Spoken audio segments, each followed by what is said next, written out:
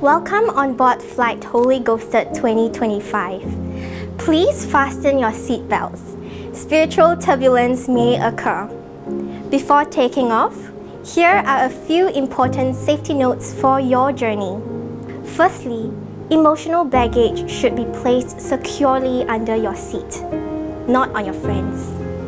Secondly, do note that sharp and dangerous objects are not permitted during this flight.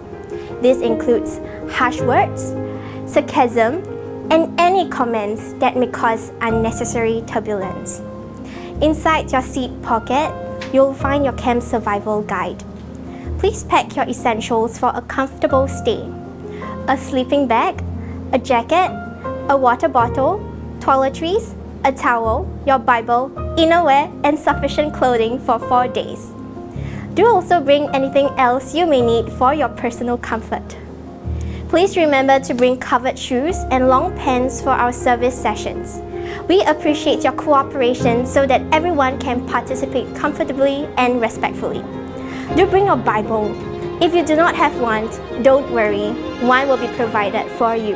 If there is an increase in emotional pressure, oxygen of grace will be made available to you. Secure your connection with God first before assisting those around you.